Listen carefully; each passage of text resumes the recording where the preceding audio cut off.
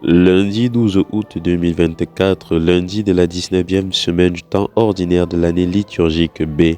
Nous méditons les textes de l'évangile de Jésus-Christ selon saint Matthieu chapitre 17 des versets 22 à 27.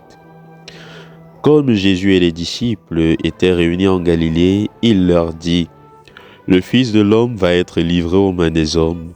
Ils le tueront et le troisième jour, il ressuscitera. » Et ils furent profondément attristés. Comme ils arrivaient à Capharnaüm, ceux qui perçoivent les 2 drachmes pour le temple vinrent trouver Pierre et lui dirent : « Votre maître paye bien les 2 drachmes, n'est-ce pas ?» Il répondit : « Oui. » Quand Pierre entra dans la maison, Jésus prit la parole le premier : « Simon, quel est ton avis ? Les rois de la terre, sur qui perçoivent-ils leurs taxes ou l'impôt ? Sur leurs fils ou sur les autres personnes ? » Pierre lui répondit : « Sur les autres personnes. » Et Jésus reprit : « Donc les fils sont libres, mais il faut éviter d'être pour les gens une occasion de chute. Va donc jusqu'au lac, jette l'hameçon et saisis le premier poisson qui mordra.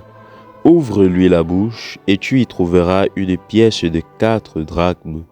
Prends-la, tu la donneras pour toi et pour moi. » Acclamons la parole de Dieu. Aujourd'hui, la liturgie nous offre des possibilités nouvelles de réflexion. Parmi celles-ci, nous pourrions nous fixer sur ce qui est présent tout au long du texte, la relation éminemment familière de Jésus avec les siens.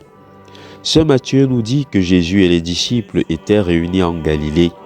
Il semble bien évident, mais le fait de mentionner qu'ils étaient ensemble nous montre comme l'évangéliste veut souligner la proximité du Christ. Puis il leur ouvre son cœur pour leur confier le chemin de sa passion, mort et résurrection, c'est-à-dire ce sentiment qu'il porte au fond de son cœur et qu'il ne veut pas que ceux qui l'aiment tant puissent ignorer.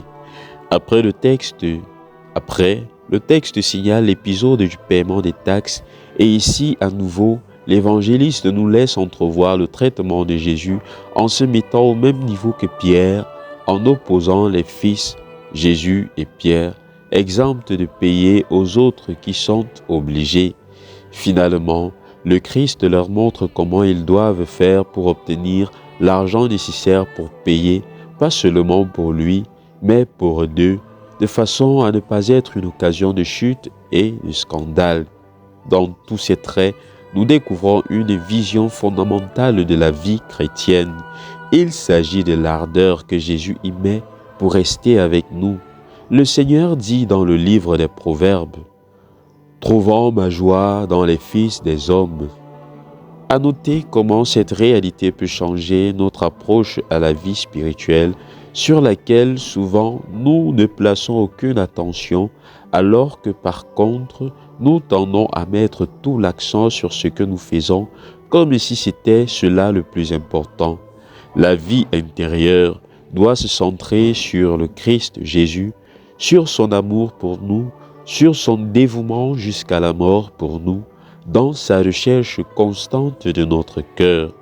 Le pape Saint Jean-Paul II l'a très bien exprimé lors d'une visite en Espagne, lorsqu'il dit aux jeunes d'une voix forte : « Regardez-le », c'est-à-dire regardez le Christ.